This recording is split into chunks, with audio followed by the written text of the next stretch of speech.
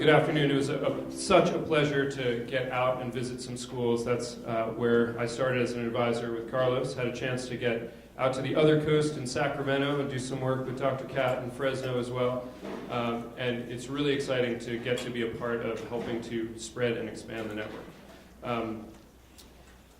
When we thought about where to have our principals conference, it was exciting to think about Met East and Big Picture Philadelphia, but we were also aware that it is interesting times here in the school district of Philadelphia, one of the 8 largest school districts in the United States. And if you go back a couple of years ago, this district was in particularly challenging times, and it was unclear who would want to take this thankless job of being the superintendent. And now, there are a lot of people who are very thankful that Dr. William Hite is the superintendent here in Philadelphia. He has been a teacher, a principal, worked in the central office in a variety of capacities. He's been a deputy superintendent, an interim superintendent in Virginia and Georgia, and before coming to Philadelphia was the superintendent of Prince George's County for 6 years. And for those of you who follow the average tenure of a superintendent, it is not 6 years. So again, particularly thankful, many people here in Philadelphia were. Throughout his work, he has remained relentlessly focused on issues of equity, enhanced access, rigor, to ensure that really all high school graduates are college and career ready. And throughout his time, as in his many roles, he's also taught a variety of courses at a variety of higher ed institutions focused on school leadership. So we're particularly happy to have him here today. I think that in looking at our 2 schools that we visited today, and also the theme that Charlie and Elliot were talking about, we're really thinking about engagement, and engagement at the student level. But if we think about the District of Philadelphia, there have been questions of engagement at the district level, questions about by students and families, by community partners, even from the state level. And it really has been the leadership of Dr. William Hite who has re-engaged many folks to come back and connect deeply and engage in the work. And we're particularly excited that he's here to engage with us today. So if you can give a round of applause for Dr. William Hite.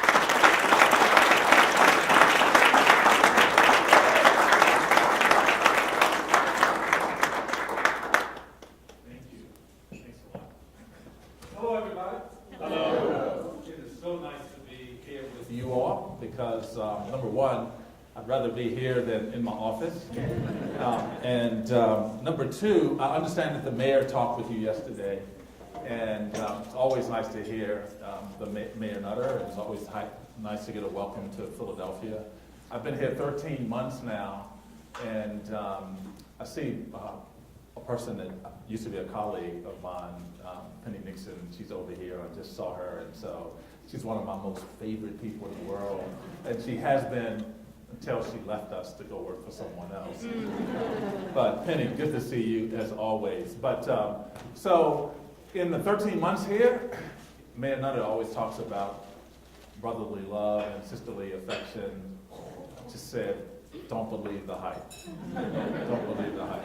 Or maybe it's just the context of the things that we've been going through here over the past 13 months. And so I appreciate this opportunity. And I just had a conversation yesterday with students that I want to talk more about as we spend a few minutes today together. I also want to acknowledge all of the individuals who work in schools around the country that are doing some tremendous work. Anytime you're thinking about how to engage children, it is the right work, and it is the right approach. And I want to talk about my conversation yesterday with a group of students, talk about how I came to form a relationship with this group of students, and then what we talked about yesterday. But before I do that, I want to talk about this work from a different perspective. I want to talk about it from the perspective of being a grandfather. I'm a new grandfather. Well, I'm not new. My grandson is almost 2 years old now. And And if you think I'm too young to be a grandfather, you're right. But nonetheless, I am. And my grandson, his name is Jace, and he's a typical 2-year-old boy who gets into everything. His mother, he takes after his mother, which is our oldest, Elena, who now is a teacher. And now as she was going through school, I call it this dynamic where she was always academically challenged and socially gifted. So she had this knack about always being able to socialize with everyone. And I watched her as a young child get very excited about school. And she had parents, a mother and a father, who were both educators at the time. So she used to set her dolls up, she'd teach class to them, she'd read, she'd memorize reading passages, she'd do all of these things. And then she started school, and I remember she was so excited. She was so excited to start school. And then she started school, and every day she came home and talked about something that was happening at the school, whether it was what was served for lunch, what they were doing in PE, what they did in art class, all of her friends who bought cupcakes because it was their birthday. And this went on through kindergarten, through first grade, through second grade, then she got into third grade. And then all of a sudden I experienced some dynamic. And it was a change. Because all of a sudden she wasn't excited about school. Her stories about school changed. She didn't want to get up in the morning to go to school. And so literally what was interesting was I watched a child who was so excited about her school experience all of a sudden get into a completely different place when she was thinking about school, almost to a point of being anxious. And here's the real interesting part about this. Nothing about our daughter changed.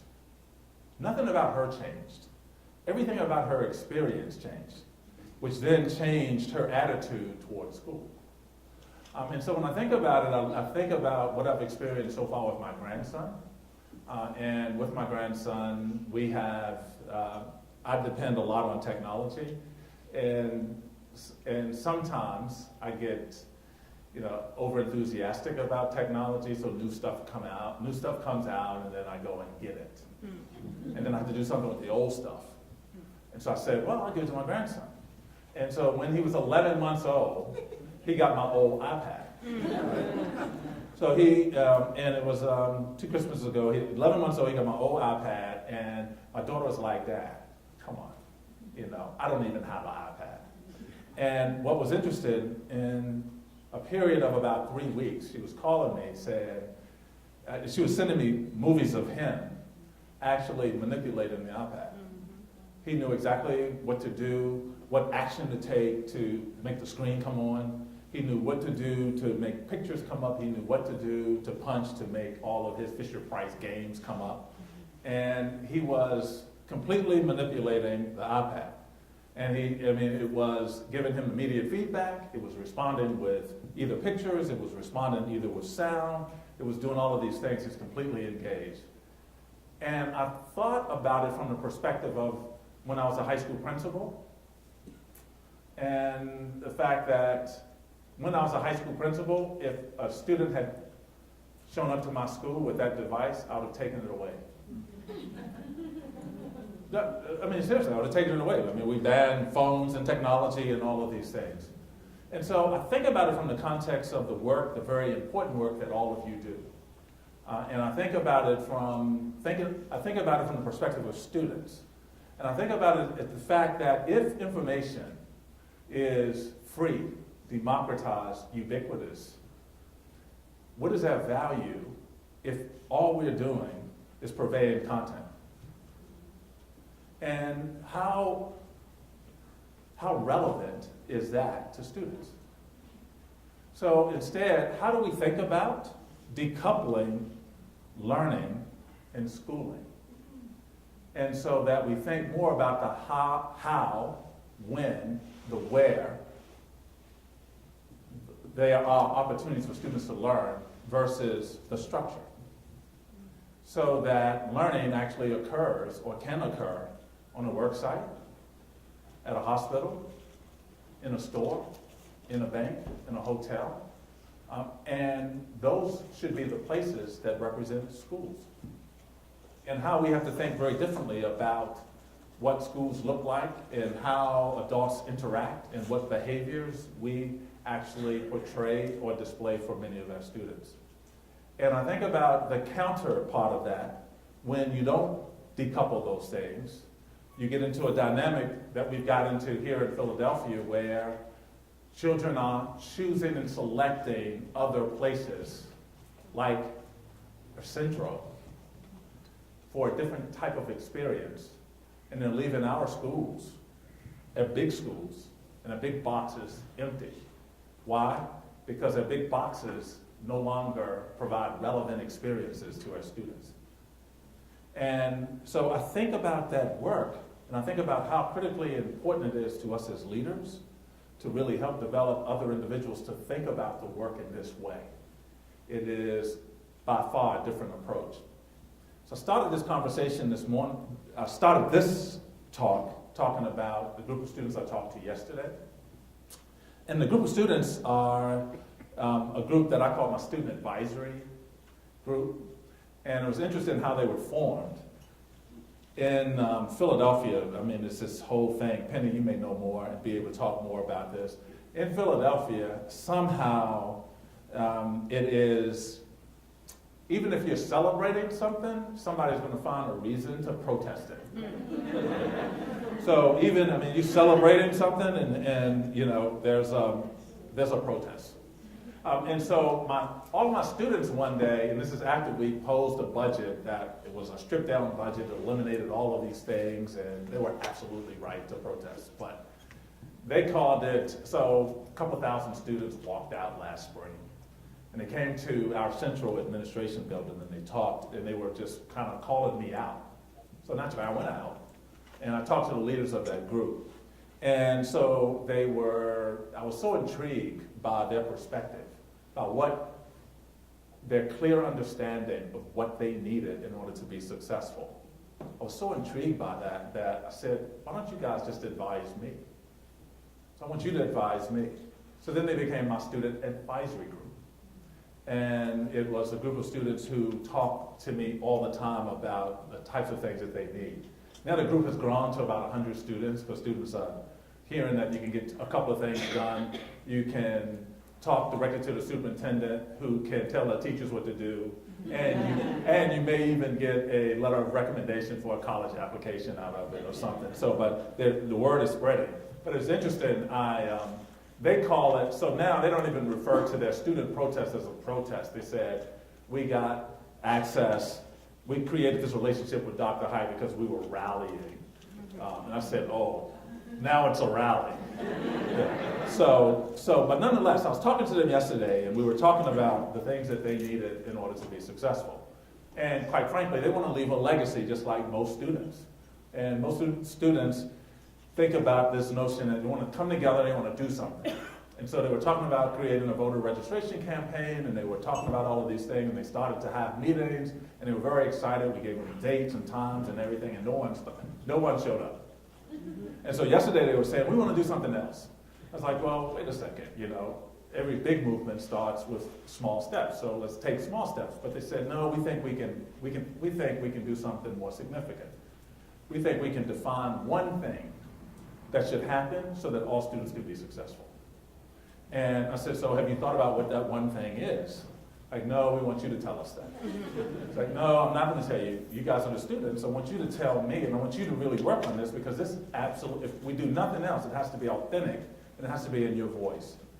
And so we began to talk about that, and after we traded kind of information, it was interesting when you get a group of students, the first thing that they default to is everything that they've heard from every adult. So they defaulted to, the one thing we need is higher morale for our teachers. And I said, okay, so we get it. We need more money for salaries. We need instructional materials. And they were not talking about themselves. They were talking about everyone who works with them. So finally I said, okay, I get it. Let's say we get all of that stuff. Now what do you need? Now what do you need? So I'm taking care of all of that. So we'll just indulge me, we'll be hypothetical. All of those things are taken care of. Now what do you need in order to be successful? And here's what they said. And these are some of the students at some of the best performing high schools and some of the worst. And they said, number one, we need love, respect, individuals who believe in us, individuals who will make our work relevant. We need to be engaged. And we need environments where we feel safe and supportive. And we need individuals who understand it's not a one-size-that-fits-all proposition. And it was so compelling for me. And I've been to several meetings today, and I've repeated this a couple of times because it was so compelling that in the face of some pretty significant budget cuts here in Philadelphia, not that anyone else, because we're cutting budgets all around the country. And even the big picture school here is, David, you've been impacted, I'm sure, because everybody's been impacted. But in the face of all of that, what I shared with the principals this morning is that those students didn't mention one thing that they need that had anything to do with more money or less. They mentioned things that we actually can control, and things that we can control either in a structure, design, or approach.